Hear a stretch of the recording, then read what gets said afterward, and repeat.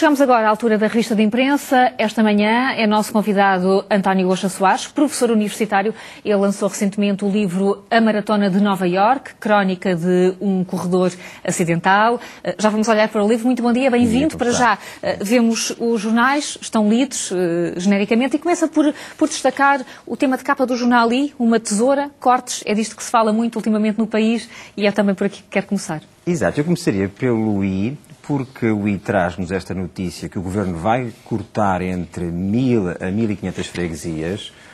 Este corte é um corte que resulta do acordo, do memorando de entendimento com a chamada Troika no âmbito do auxílio financeiro a Portugal.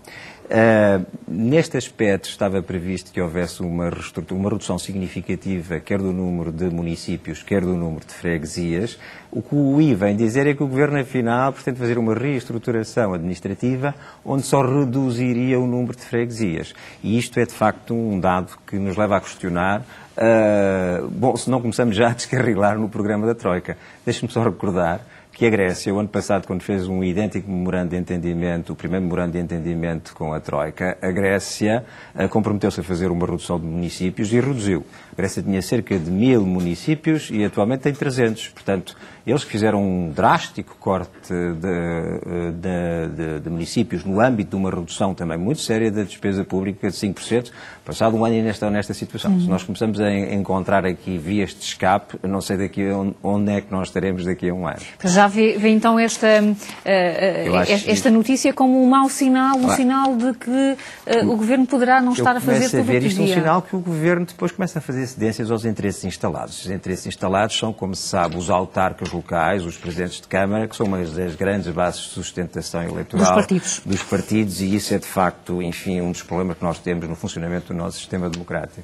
Então avançamos para a outra escolha. Estará eventualmente ligada no público sobre a situação da banca. Exatamente. Nós vivemos, enfim, numa situação em que o aperto financeiro é tremendo e o memorando de entendimento tem várias vertentes. Uma delas, que era uma das fontes principais do descontrole da despesa pública, eram as chamadas parcerias público-privadas. Os partidos da oposição nas eleições anteriores, enfim, clamaram contra a própria filosofia das parcerias público-privadas, que eram despesa oculta, e agora vemos que pode haver, digamos, uma redução das parcerias público-privadas, mas não por uma questão de filosofia do próprio mecanismo desta chamada engenharia financeira, que depois criava estes buracos orçamentais, mas pelas necessidades experimentos do setor financeiro, que ainda que tenha uma pequena quantia de encargos financeiros este ano são de 700 milhões de euros, segundo diz o público. As necessidades, enfim, os problemas de liquidez são tais na banca que estes 700 milhões são importantes no funcionamento do sistema financeiro. E, portanto... e também é estranho, sendo que muito do encaixe financeiro que a Troika nos está a dar vai já para a banca, para ajudar a banca. Portanto, exatamente, ficamos aqui também a questionar qual é a saúde financeira dos bancos. Pois, exato. Essa é também uma questão que é muito pertinente, não é? Porque, por um lado, a banca precisa de financiamento, por outro lado, a banca diminui também os encargos financeiros com programas a que estava obrigada, até por via de cortes financeiros, em que ela era parceira do Governo no financiamento destas parcerias público-privadas. Está ligada à próxima notícia também? Enfim, a realidade, exatamente, é um país em crise, como diz, e os assuntos acabam todos por se complementar. Agora, no Jornal de Negócios, é também mais uma questão que passa pela função pública. Exatamente. Este é o outro lado, digamos, da crise. Até aqui estamos a falar, enfim, de questões administrativas, do setor financeiro, depois ao lado das pessoas. As pessoas são os grandes, digamos, são os grandes pagadores desta crise, são os cidadãos que vão suportar os custos desta crise. Há sempre o estigma em Portugal em relação aos empregados do setor público. Bom, os empregados do setor público têm feito a cota parte deles. Eles tiveram aquele corte salarial no início de janeiro e agora, como todos os cidadãos trabalhadores por conta de outrem vão sofrer uma redução que pode chegar até 50% do subsídio de Natal, e diz o Jornal de Negócios, neste cálculo, que isto equivale a penalizar os trabalhadores do setor público de um salário, portanto, 1/14 do seu rendimento anual, o que equivale a cerca de 7% do seu rendimento anual. E, portanto, se cada português contribuísse desta forma para a redução da despesa pública, nós teríamos certamente uma redução efetiva de 7% no final. Porque é que, apesar disso tudo, a função pública ainda tem esta carga tão negativa e é vista de uma forma tão negativa por uma parte da sociedade? Eu acho que isso é, digamos, um estigma que se foi criando ao longo dos anos e que o facto da função pública ser um corpo relativamente pequeno de funcionários até o advento da democracia e depois se tenha a expandir brutalmente, num primeiro momento em virtude, digamos, da necessidade de acomodar os retornados que vieram da África, foi uma forma de criação artificial de emprego, e num segundo momento tem que ver também, e é um contemporâneo, com a criação do Estado Social, ou seja, um Estado que era praticamente inexistente e depois passa a providenciar massivamente serviços de educação e serviços de saúde, e portanto essas pessoas foram empregadas no setor público e em momentos de crise o setor público eventualmente esteve mais protegido do que o setor privado, mas agora neste momento de redução drástica dos cortes públicos, provavelmente os empregados públicos, ou seja, os funcionários públicos e as pessoas que trabalham para o Estado vão ser aqueles que vão ser mais penalizados.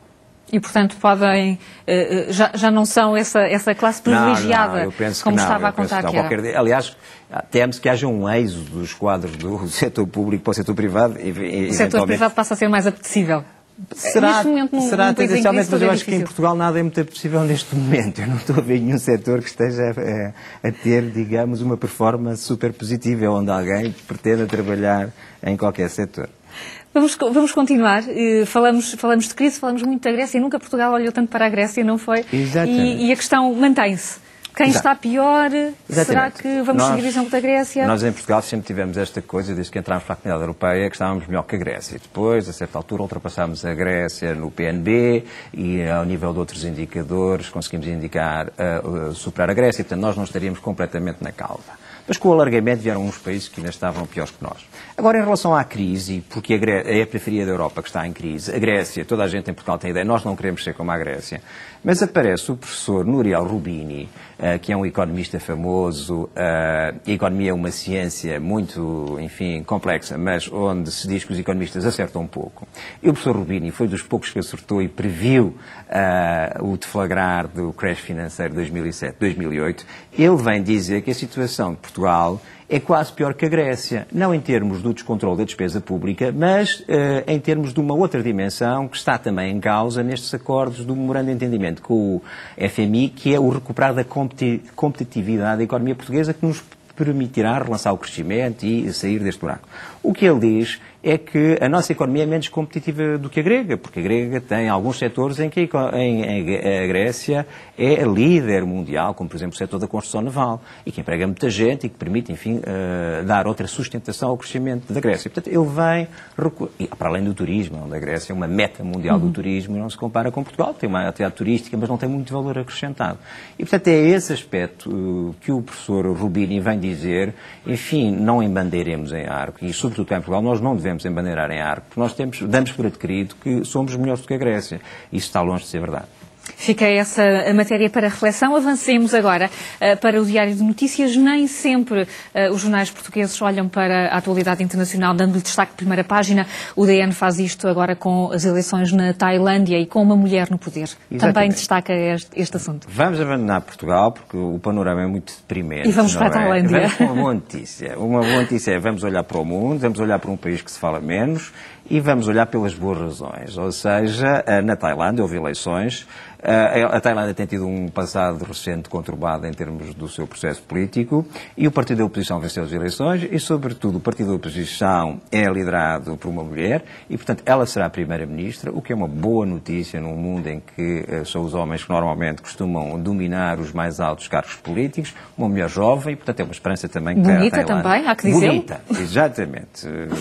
Concordo absolutamente com o seu comentário. Uma mulher jovem e bonita e, portanto, é uma esperança para a Tailândia. Vamos esperar que ela não seja aquilo que o Diário de Notícias depois diz no interior, no desenvolvimento desta notícia, que ela não seja um clone do irmão, que tinha sido primeiro-ministro até 2007 e que depois foi forçado a exilar-se por um problema de corrupção.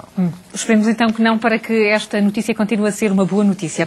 Para terminar, e estamos de facto com pouco tempo, escolhe os desportivos porque acompanha o futebol ou o Sporting com interesse? Hoje dá tudo. Eu sou do Sporting. Não acompanho o futebol porque o futebol também é uma metáfora do país e o Sporting é sobretudo uma metáfora do país. Portanto, Portugal afundou-se recentemente, o Sporting também se afundou num clima de crispação. Os jornais desportivos não costumam fazer um destaque em pleno do Sporting, isso acontece, enfim, penso eu, pela primeira vez nos últimos tempos. E porquê? Porque hoje começa a época no Sporting. O Sporting foi, digamos, o campeão no mercado das contratações. Fez tantas contratações que dá para fazer uma equipa só com os novos jogadores.